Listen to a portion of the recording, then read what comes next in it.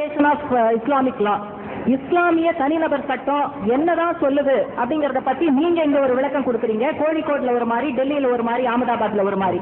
அதனால இந்தியா முழுவதற்கும் பொருந்தக்கூடிய இஸ்லாமிக் தனிநபர் சட்டத்தை வரையறுப்பதற்கான ஒரு ஏற்பாட்டுக்கான முன்முயற்சியை உங்களுடைய ட்ரஸ்ட் எடுக்குமா? அதாவது முதலாவது அவங்களுடைய ஒரு மனக்குறை, அதை கேள்வின்னு கூட சொல்ல முடியாது. இந்த சமுதாயத்தின் மீது உள்ள ஒரு ஆதங்கத்தில் ஒரு தங்களுடைய மனக்குறை வெளிப்படுத்தியிருக்கிறாங்க.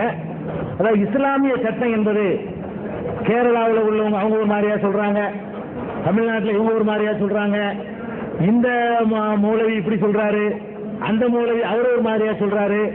வரையறுக்கப்பட்டதாக இஸ்லாமிய சட்டம் ஒன்றும் இல்லையா, ஏன் இப்படி ஆளுக்கு ஆளு வியாக்கியானம் பண்றாங்க அப்படிங்கிறது ஒரு நல்ல ஒரு கேள்வி. அப்படி இருக்குமானால் ஒன்றுபடுத்தி ஒரே மாதிரி வியாக்கியானம் சொல்லக்கூடிய ஒரு நிலைமை உருவாகக்கூடாதா இன்னும் நல்லா கேட்கிறாங்க. இது குறிப்பா முஸ்லீம் சகோதரர்கள் கண்டிப்பா கவனிக்க வேண்டிய அம்சம். அதான் இஸ்லாத்தை பொறுத்த வரைக்கும் திருக்குரான் கடவுளுடைய வேதம்னு நாங்க நம்புறோம். நபிகள் நாயகத்தினுடைய அறிவுரைகள், பொன்மொழிகள், இந்த ரெண்டும் தான் முஸ்லிம்களுடைய அரசியல், சமூக, பொருளாதார சட்டத்திட்டங்கள். அதுல எல்லாமே தெளிவாக சொல்லப்பட்டிருக்கீங்க. திருக்குறான்ல எல்லாம் சொல்லப்பட்டிருக்கு. நபிகள் நாயகம் அதுல சொல்லாத ஒன்று ரெண்டு இருக்குமானால் நபிகள் நாயகம் தங்களுடைய விளக்கத்தின் மூலமாக சொல்லிட்டாங்க. இன்றைக்கு ஷரியத்து சட்டம் என்று இந்த நாட்டில் அங்கீகரிக்கப்பட்டிருப்பது திருக்குறானுடைய விளக்கம் இல்லை, நபிகள் நாயகத்தினுடைய அறிவுரையும் இல்லை. வேற என்னன்னு கேட்டீங்கன்னா இஸ்லாமிய சட்டம் என்னை மாதிரி ஒருத்தர் அவராக எழுதுவாரு, அந்த புத்தகங்களை தான் ஷரியத் சட்டம்னு இந்தியாவில் ஏற்றுக்கிட்டு இருக்கிறாங்க. முஸ்லீம் ஷரியத் சட்டங்கிறாங்களே அதை தான் ஏற்றுக்கிட்டு இருக்கிறாங்க.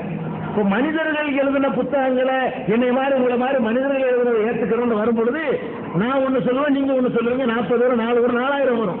அது எப்படி இருக்கணும் இஸ்லாமிய சட்டம்னு கேட்டா, நான் ஒரு இஸ்லாமிய சட்டம் நான் ஒன்று சொல்றேன், குர்ஆன்ல இருந்து அதுக்கு சான்றை எடுத்து காட்டணும், எந்த குழப்பமும் வந்திருக்காது. அல்லது ப்ராஃபட் இப்படி சொன்னாங்க, முகமது நபி இப்படி சொன்னாங்கன்னு எடுத்து காட்டணும், அப்ப குழப்பம் வந்திருக்காது. இவங்க என்ன பண்ணிட்டாங்க, எங்க ஆளுக்கு அந்த ஷாஃபின்ற ஒரு அறிஞர் இப்படி சொன்னாரு, ஹனஃபின்ற ஒரு அறிஞர் இப்படி சொல்லியிருக்கிறாரு, இந்த அறிஞர் அப்படி சொல்லியிருக்கிறாரு, இப்படியே அறிஞர் சொன்னார்னு சொல்லி எங்க சமுதாயம் குர்ஆனையும் நபி வழியையும் பின்னுக்கு தள்ளிட்டு இப்படி எல்லாம் போனதுனாலதான் இந்த மாதிரி காலிக்கேட்ல ஒரு சட்டம், வேலூருக்கு ஒரு சட்டம், தேவபந்துக்கு ஒரு சட்டம் உண்டாயிருக்குது. இதுல அந்த சகோதரி அவர்கள் கேட்கிறாங்களே, அதுல முஸ்லிம்களுக்கு இன்னைக்கு பாடம் இருக்குது. அவங்க அப்படி கேட்கிற அளவுக்கு நம்முடைய நிலைமை மண்டவாளம் தண்டவாளத்தில் ஏறுச்சுன்னு பாருங்க. அந்த மாதிரி உங்களுக்குள்ள இவ்வளவு வேறுபாடுகளை உண்டாக்கி வச்சிருக்கீங்க. எதனால? எவன் சொன்னாலும் கேட்கறது. இஸ்லாம் என்பது குர்ஆன்ல எடுத்து காட்டியா? நானே சொல்றேன், இஸ்லாத்தின் பெயரால் ஒன்றை சொன்னேன்னா குர்ஆன்ல இருந்து காட்டுங்கன்னு கேட்கணும். நாங்க இந்த முயற்சியில, எந்த முயற்சியில, அறிஞர்கள் சொன்னார்கள், மூலவிகள் சொன்னார்கள், முல்லாக்கள் சொன்னார்கள் என்பதிலிருந்து இந்த மக்களை மீட்டெடுத்து குர்ஆனில் இருந்து சொன்னதை மட்டும் கேளுங்கள், நபிகள் நாயகம் சொன்னதை மட்டும் கேளுங்கள் என்று 15 ஆண்டு காலமாக நாங்கள் இந்த இயக்கம் நடத்தி பிரச்சாரம் பண்ணிட்டு இருக்கிறோம். பல லட்சக்கணக்கான மக்களை இதன் கீழ் ஒன்று திரட்டி இருக்கிறோம். இந்த மாதிரி பிரச்சாரம் பண்ணுவதற்காக எங்க சமுதாய மக்கள்னாலே நான் வெட்டப்பட்டேன். இதே மாதிரி ஒரு மேடையில் வைத்து அதை கழுத்துக்கு வந்தது கையோட போச்சுங்கிற மாதிரி 60 மேடையில் வெட்டினாங்க இதுக்காக வேண்டிய.